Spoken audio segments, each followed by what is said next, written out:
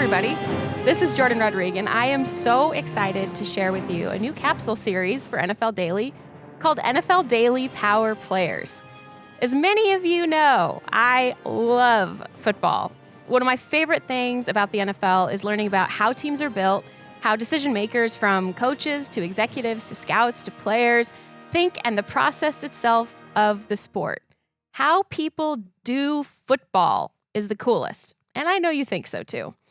So in these episodes of NFL Daily Power Players, we're going to talk to football people and learn from them and pull back the curtain of the sport for you just a little bit further.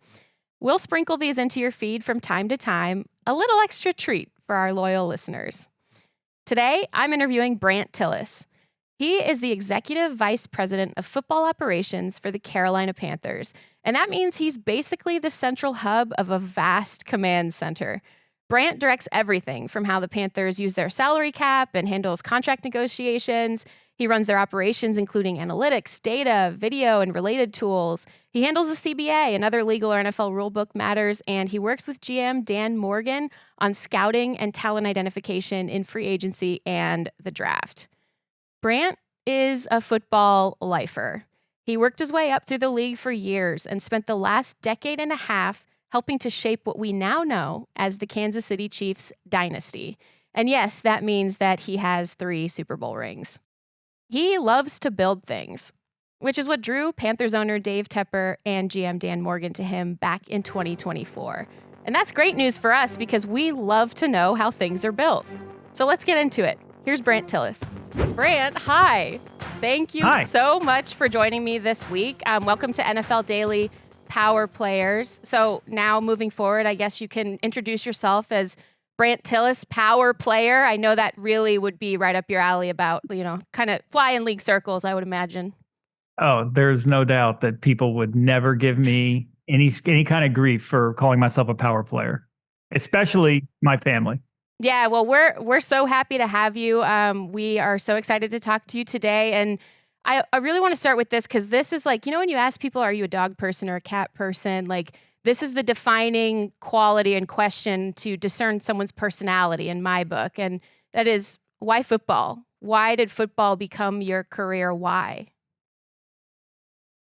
Why did football become my career is mainly luck. I was not an athlete growing up. I loved sports, but was not a good athlete. And sports was my passion, watching sports, memorizing box scores, baseball cards, basketball cards, all of those things. And I just knew I wanted to find a way in. I've always enjoyed working for a team, being part of a team and competing. So just trying to find a way to contribute to sports. I've always been math-based. So trying to just figure out, all right, how can I take the things I'm good at and apply them to things I'm passionate about? And football fit the mold. I was lucky enough to be connected with a mentor of mine named Mark Bedane. Mark is now the president of the Oakland Athletics, but at the time he was with the Oakland Raiders. And, oh wait, no, they're not the Oakland Athletics, right? I think they're just called the Athletics now. But anyways, Mark was able to help me get an internship with the Raiders. And from there, just kind of went on my path. And I love competing. I love winning. And I love being part of something great. I think it's so cool that you, being someone that, like you said, had a real acumen for math and sort of a math background, but you found a way into football where I think sometimes when we're kids, especially when we're growing up, we're going through the business, you almost wouldn't conflate the two, or you wouldn't put 1 and 2 together. But what sparked for you? What made you feel like that could be, and data and building teams could be a part of, no pun intended, kind of pun intended, your overall equation? Boo! I know. I'm a fan of a good pun. There have probably been 2 things for me. One was playing Madden and and fantasy football, and just like understanding that math and especially when it comes to salary cap and analytics, like those things do apply to winning games. But I think the light really turned on for me and everything kind of clicked into place when I read Moneyball after I want to say my senior year in high school, reading that book and just realizing that, oh, wow, there's an entire complex of analytics and numbers and stats and all of these things. And like people make good decisions based off these numbers, and people also can make bad decisions. And so just learning that like there's a way for me to really contribute, and that was inspiring to me. Mm-hmm. I love that because you said something. I was listening and doing my research on you, and I was listening to a podcast you did with Field Yates, and you said something that I made sure to write down when you were coming up in the ranks, and you very much worked your way up. And one of the things you said was, I just told myself to find a way to make myself useful. And it sounds so simple, but what did that look like for you, especially knowing you had this passion in sort of like an uncharted territory at that time?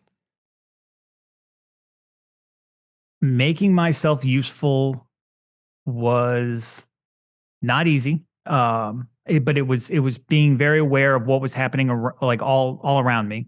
So when I was at the league office, getting to know the people and what, like, okay, this person's job is to do this and this person's job is to do that. And these are the things that we have to accomplish as a unit, as a department. And where are there inefficiencies here?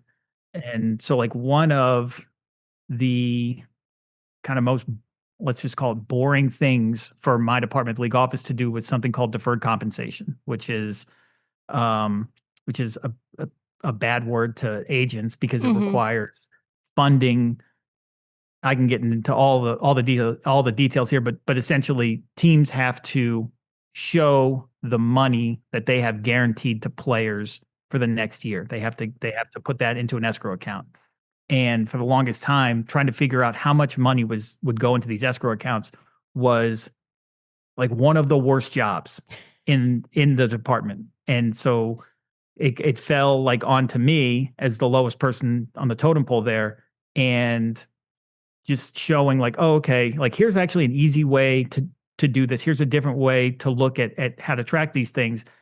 And then it was kind of a light went on, I think, for everyone. Oh, wow, like we can make this process better. Oh, and then we can use that, what we learned from that process to make, tracking rookie contracts better. And we can track, all of the veteran contracts better. And so just being an outsider coming in and taking, let's just call it, an ignorant view of things, but it's blissful, and making it work.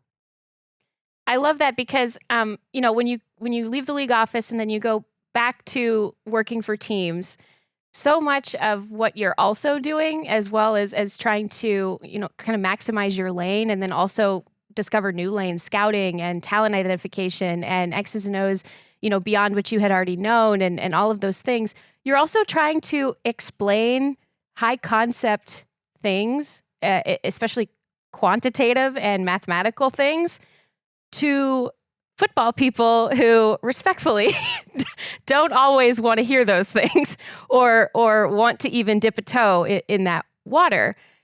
How did you learn how to be a math to football, data to football, analytics to football translator and sort of build those bridges?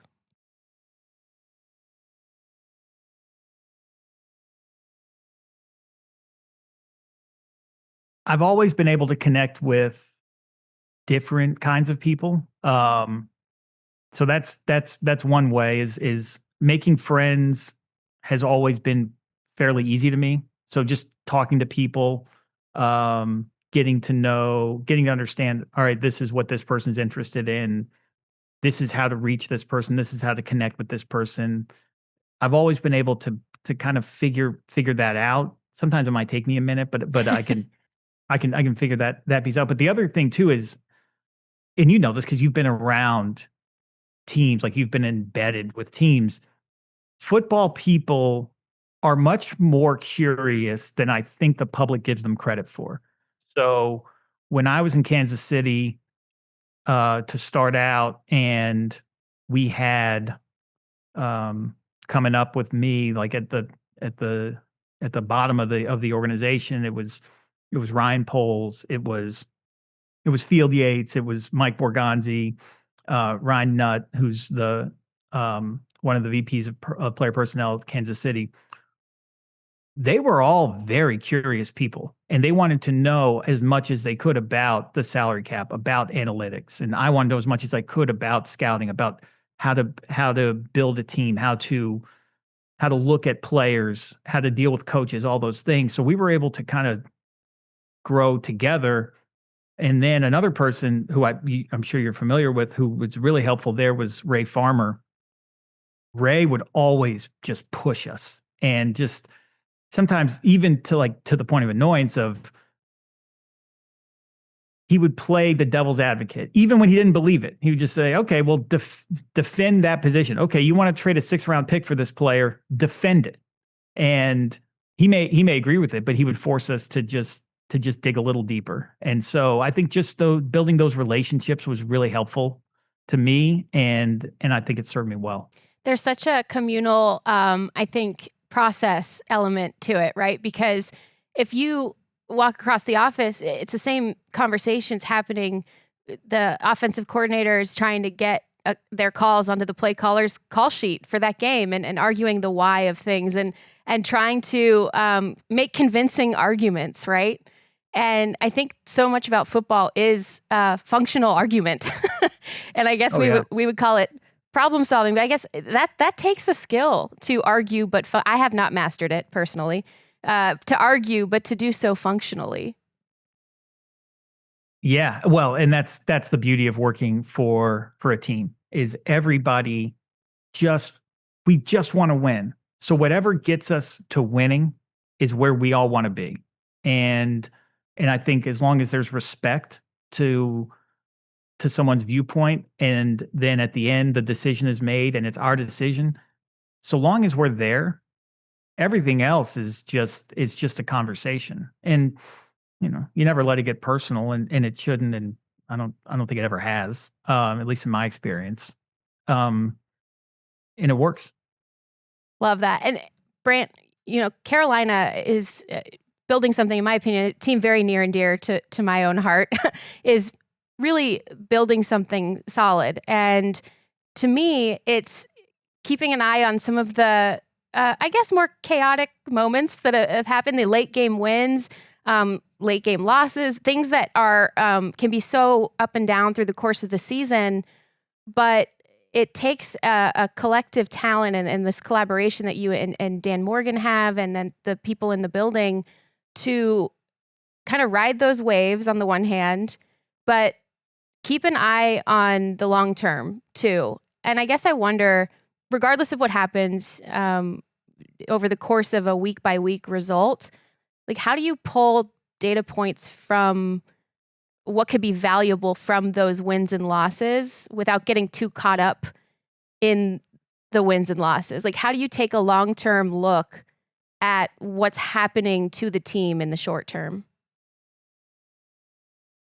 It's hard. It's really hard, especially when we're in the building phase of our life cycle. So we want to keep on developing our players, developing our culture, and building this thing so that it's sustainable moving forward. But at the same time, like right now, we're 7-6. We're right in the middle of a playoff race. So how do we do both things at once? And what we look for is, what is stable about us winning, and then what is, let's call it, fluky or lucky. And it could be what's stable about us losing too. Like, what is stable and what is fluky and what's lucky, and and how do we lean into the stability and make the stable things better and minimize our reliance on luck. And so after each game, we just talk about, all right, here are the things that went well. Here are the things that we could improve on. And if those things that went well are stable, then we feel pretty good about where we are. If we think they were lucky, okay, we have something to work on. Like we need to improve in these other areas, or else our results are going to be luck reliant.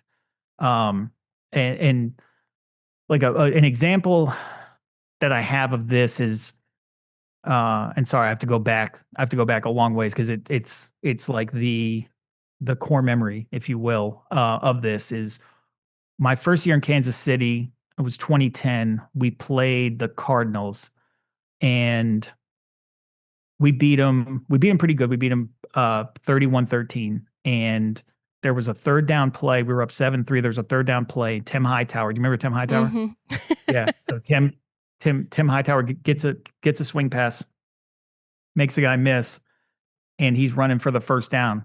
It was 3rd and 9. He's running for the first down, and Eric Berry came running downhill and knocked him out of bounds, right at the sticks. And so Arizona punted the ball back to us. We got a couple chunk plays, scored a touchdown. We're up 14-3, and then we were off and running in the game. But if Eric doesn't make that play, what happens in that game? Like, that game could have been way different. So yes, we won by 18, but had that play not happened, the result could have been completely different. And so we look for those moments here. Like, what are those moments that the game could have flipped on us? It could have been a penalty call. It could have been a last second field goal by Ryan Fitzgerald. It could be a lot of different things, but finding out where are those plays and are those repeatable is really important to the process. I say this only slightly tongue-in-cheek, but it is rather amazing that you do have so many friends, considering you have to be the guy that says, hey, that could have been lucky, guys. Let's not get too excited over this right after a win and all the emotions of the game flowing. But you have to look at things squarely in the face. I mean, that's how good teams get good and stay good.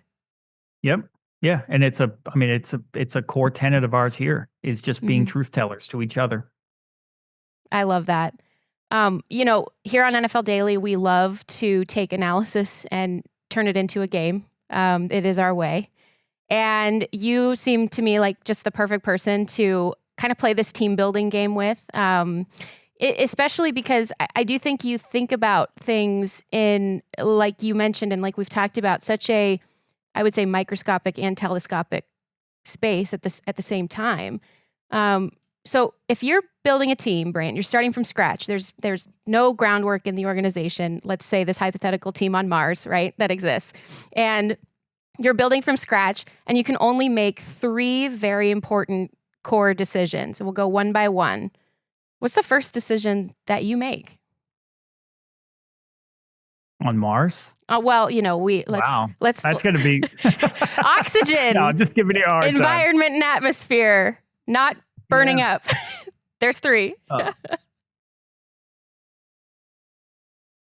The first place that my head goes to with this is vibes. What do we want the vibes of our organization to be? And I just think back to the first time I got to meet with the Teppers in person. Was in their dining room at their home here in Charlotte, and I walk into the house, and Nicole greets me, and she's a phenomenal host and welcoming and gracious. And then I sit down at the dining room table, and then Dave walks in, and he starts playfully ribbing me about my socks. The only pair of blue socks I had my kids' faces on them, so I wore it. He's giving me a hard time about the socks, and of course he notices that, right? Like, of course Dave Tepper notices that. Yeah. Right. And Christy Coleman was there, our president, and a couple other members of the organization. And it was a great conversation.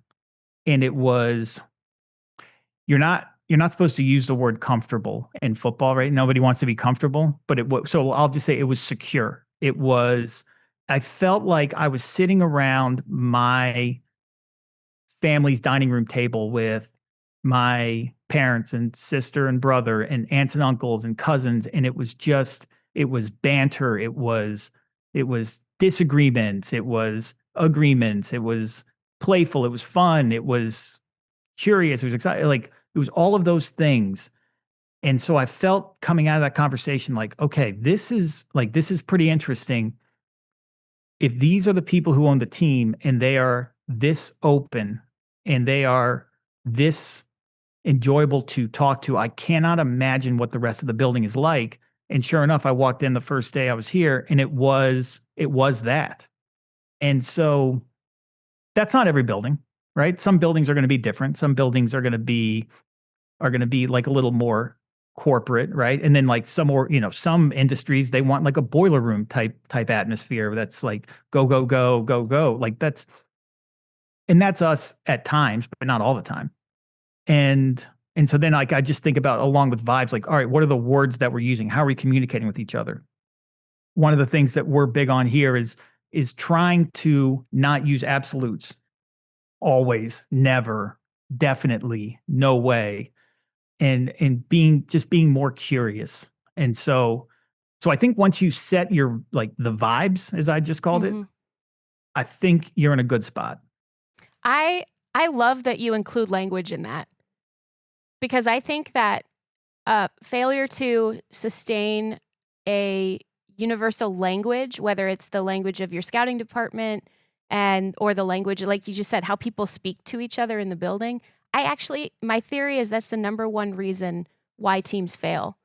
It's nobody understanding each other, right? Yeah. And that's inclusive to the language of talent identification and everything. And you say the word vibes, but it's so layered. And I guess, for me, thinking about that, and you have to be so anthropological when you go into a building like that. That's the biggest decision to that point, that you're making. And so, I think when people look at your title and your job and they see the numbers and everything, but you're scouting. This is anthropology. This is sociology. You're trying to feel things just as much as you are to understand them.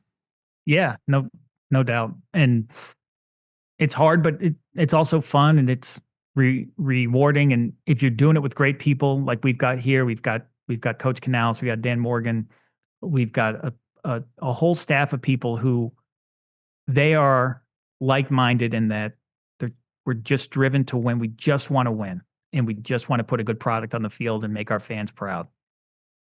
Okay, what's your second major decision that you'd make besides oxygen? I thought the oxygen. I thought the vibes answer was so good you wouldn't make me do two more. Well, we're sticklers here, So after vibes, I would probably go to, how do we want to lead? So what does leadership look like in our organization? And I can't speak to everywhere else. I can only speak to my experience. And like, where are we going to find positive tension within our leadership? How we have people that are on different, they approach the problem with different timelines, right? You've got a coach. Coaches are wired to win the next day, right? And then you've got a GM, and the GM's wired to win for the next 1 to 3 years. And then you've got a president, and they're wired to operate, or to want to win for the next 10 to 15 years. And everybody wants, they want the longer timeline, but their focus is going to be on those timelines. And so how do you have the conversations of let's get to where we want to go and provide tension to each other? And am I making sense there? Yeah, 100%. I love that, because it goes back to what you were talking about, arguing functionally and challenging each other and pushing each other, but without the egotistical parts of that seeping in, or being able to look at difficult conversations very bluntly.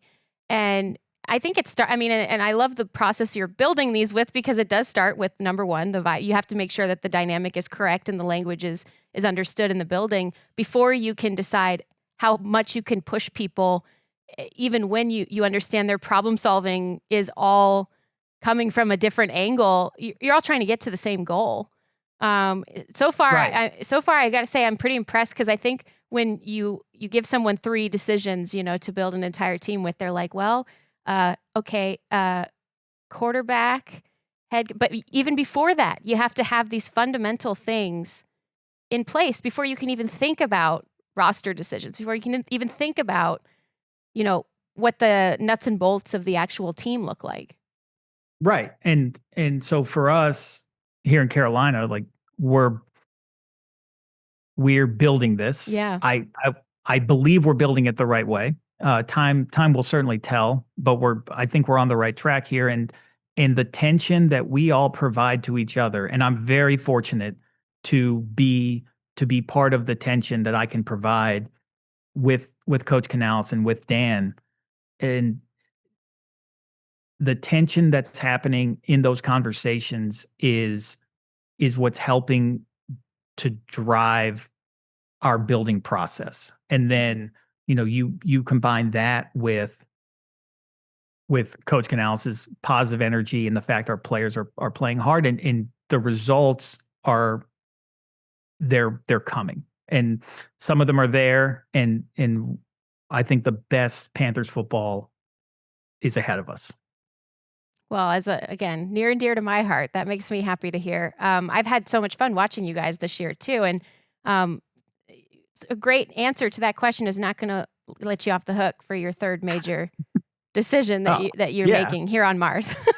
You already answered it, because I think once you have those 2 things in place, once you've got your vibes, and once you know how you want to lead, you can then figure out, all right, who fits these parameters, Mm-hmm. and who is going to lead us? Who's going to be our head coach? Who's going to be our GM? Who's going to be our quarterback? Like those. So while the fans are getting excited about who it's going to be, and they're reading the lists of the candidates and who it could be, the hardest part about that process is looking within yourself. And that's the first 2 questions. And now the rest of it just answers itself. And, I wasn't lucky enough I wasn't able to be part of the interview process with Coach Canales.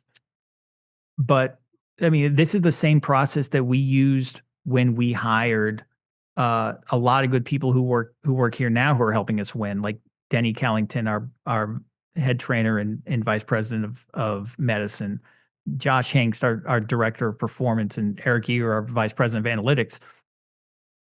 This is the same process we did for that. It's at the end of the day, it's HR, and it's really not that much different than scouting, right? It's just like, okay, these are the things we need.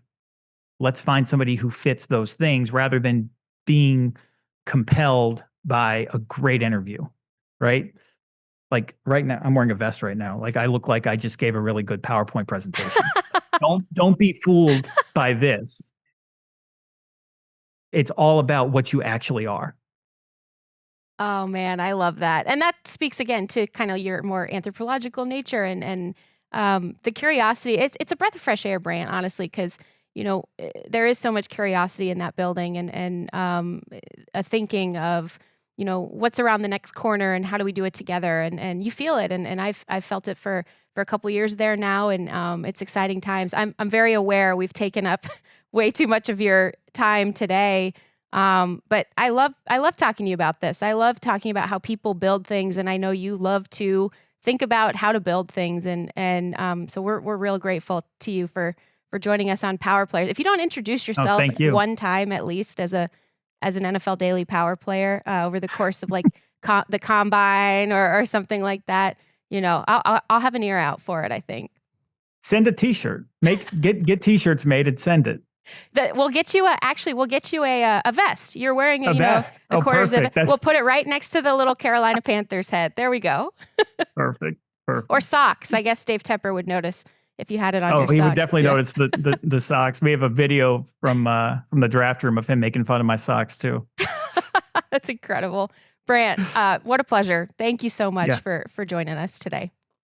Thanks, Jourdan. It was great. That was Brandt Tilis. We thank him for his time. I could have talked with him probably all day about how he thinks about team building. I especially loved how he has such a mathematical and analytical background, but he truly is a translator and an anthropologist in that he takes this really human and culture-based approach to team building and really resetting an organization in a very, very in-depth and layered way, and getting the steps of the process right before thinking so much about the results. I loved what he said about being really honest about what's lucky and what's actual process. I think that's actually kind of a rare way to look at things across the league, especially we get so caught up in wins and losses. So thank you, Brandt, for your insight today. Thank you for your time. Thank you to our listeners for helping to make this happen. We are going to be back with more episodes of NFL Daily's Power Players as the season and off-season continue.